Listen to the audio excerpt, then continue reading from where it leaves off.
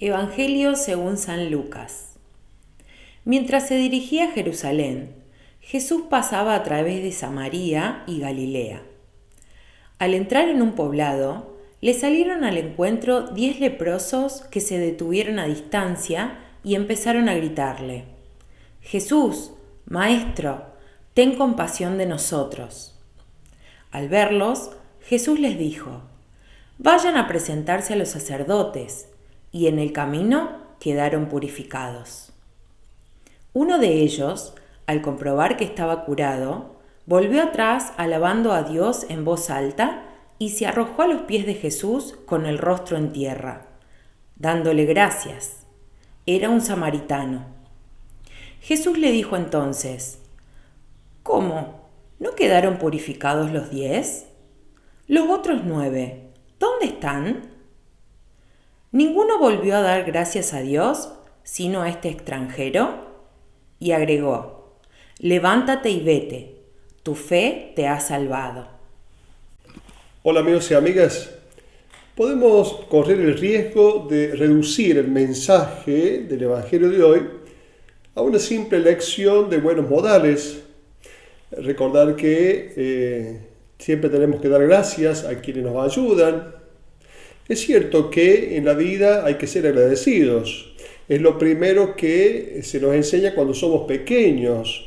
Todos tenemos seguramente en nuestra memoria el momento en el cual un adulto nos da, por ejemplo, un regalo y la mamá que dice al niño qué se dice, esperando que el niño diga gracias. Si bien esto es cierto, no es el tema principal, fundamental del Evangelio de hoy.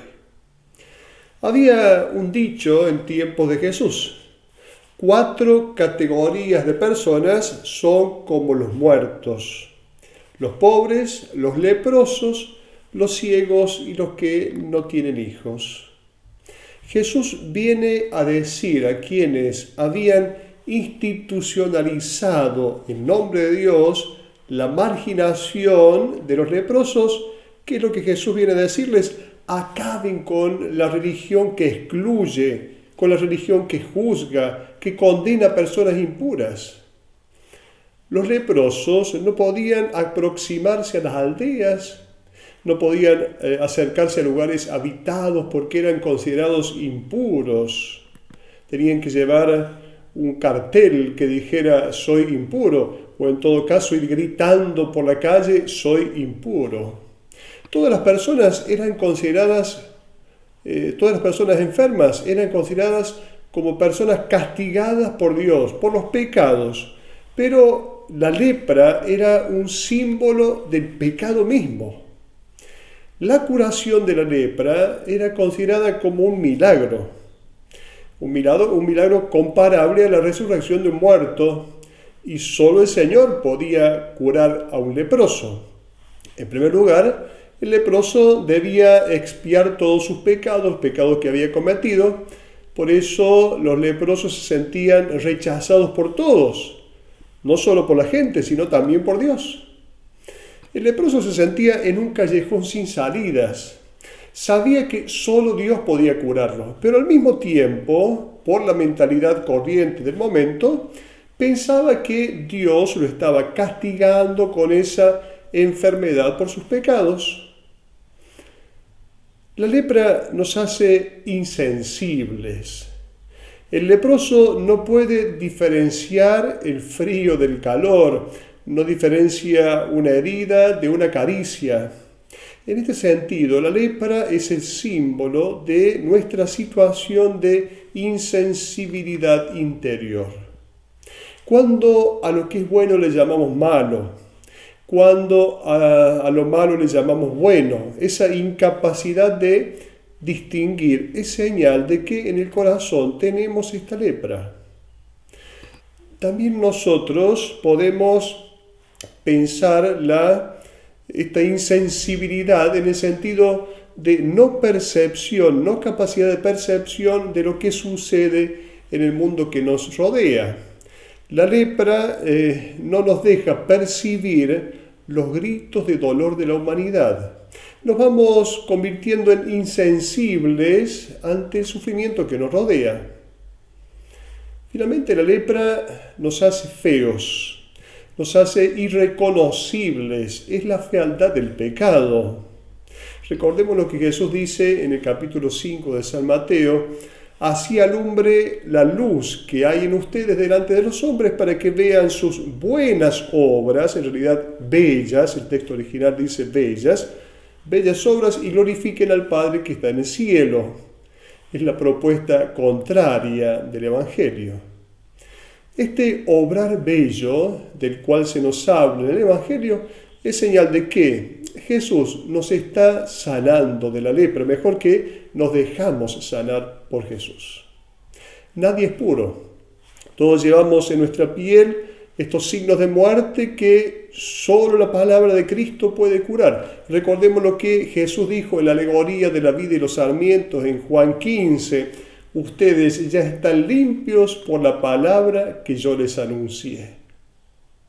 Cuando los leprosos le piden a Jesús que tenga compasión de ellos, Jesús les indica que vayan a los sacerdotes. Él lo hace de acuerdo a las costumbres de la época. Los sacerdotes del templo deben verificar, deben constatar la curación de una persona y entonces declararla pura. Jesús no realiza este gesto porque necesite la aprobación de la religión oficial, sino para que los representantes de esta religión oficial también cambien su modo de pensar, ya no un Dios que tiene repugnancia por la miseria, sino que la miseria es la condición para la misericordia. Luego continúa el texto diciendo que en el camino quedaron purificados.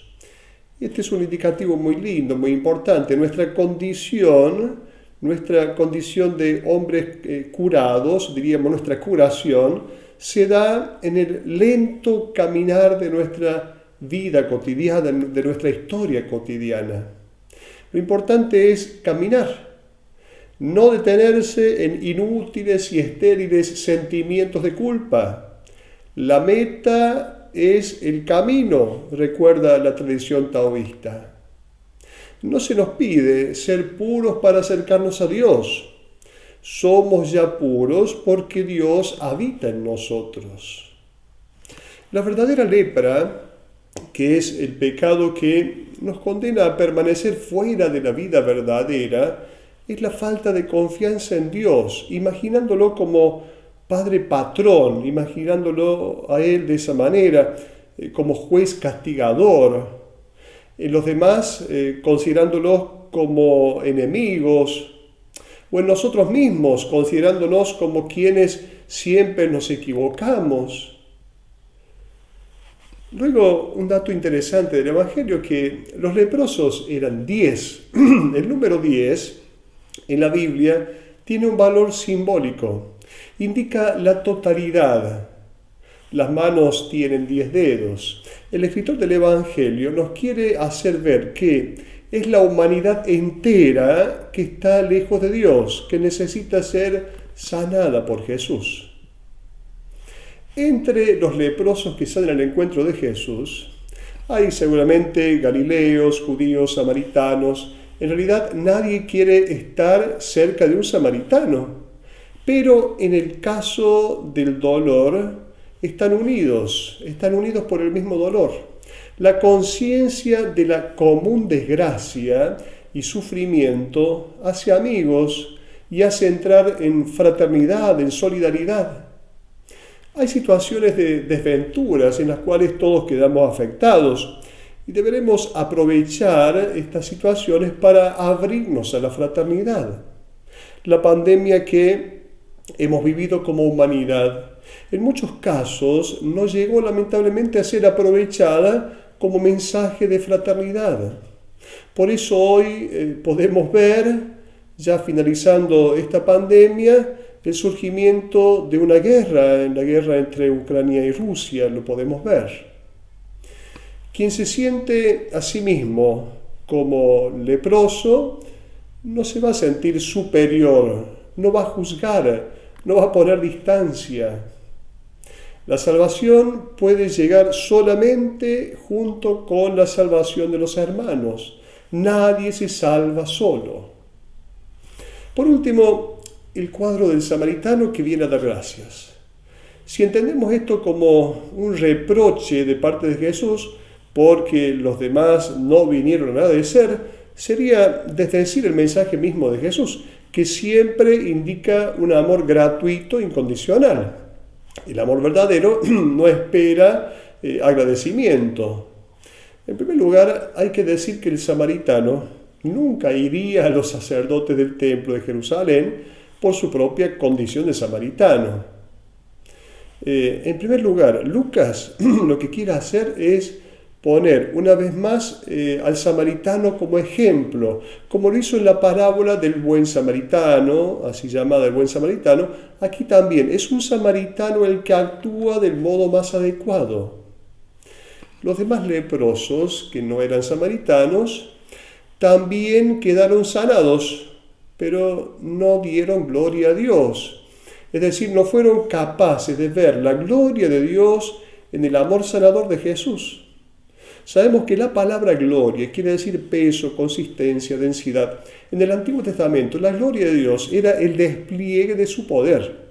Con Jesús, Dios manifiesta su gloria en los gestos de amor misericordioso. La gloria de Dios es que el hombre viva, decía San Ireneo de León. Podremos decir que 10 fueron sanados, ciertamente, pero que uno solo fue salvado. Solo este cayó en la cuenta de haberse sentido amado. No es verdad que la salud lo es todo. Es cierto que todos deseamos la salud. Es verdad que todos quisiéramos estar sanos. Pero el corazón humano está hecho para más. Necesitamos vivir la vida con sentido. De hecho, hay personas que derrochan salud, pero que no han experimentado todavía la felicidad como camino. La diferencia que existe en la naturaleza entre el carbón y el diamante es la que existe entre este samaritano y los otros 9. Las dos sustancias tienen la misma composición, carbono puro, pero tienen propiedades físicas totalmente diversas, totalmente dispares. No podemos conformarnos con pertenecer al común de los mortales. Debemos llevar una vida de tal modo que podamos pertenecer al común de los vivientes. Tanto la mosca como la abeja vuelan y se posan sobre una realidad para alimentarse. La primera lo hace sobre los desechos, la segunda lo hace sobre las flores. Como aquel samaritano que volvió a dar gloria a Dios, también nosotros volvamos sobre nuestros propios pasos recorridos. Abramos los ojos del corazón para poder decir con el Magnificat: el Todopoderoso ha hecho en mí grandes cosas, su nombre es santo. Hasta la próxima.